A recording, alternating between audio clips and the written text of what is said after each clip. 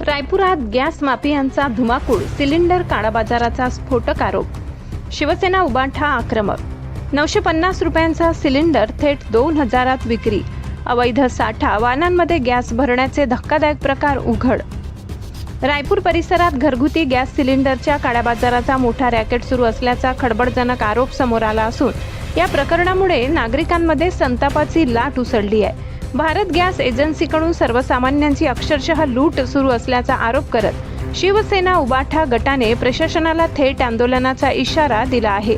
शिवसेना उबाठा गटाचे उपशहर प्रमुख राहुल वरखंडे यांनी तहसीलदारांकडे दिलेल्या निवेदनात गंभीर आरोप करत म्हटले आहे की 950 रुपयांचा घरगुती गॅस सिलेंडर तब्बल 2000 रुपयांपर्यंत विकला जात आहे.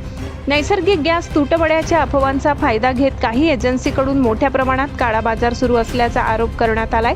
याशिवाय चिखली येथील सैलानी नगर परिसरात मोठ्या प्रमाणात गॅस सिलेंडरचा अवैध साठा करण्यात येत असल्याचेही निवेदनात नमूद करण्यात आले आहे.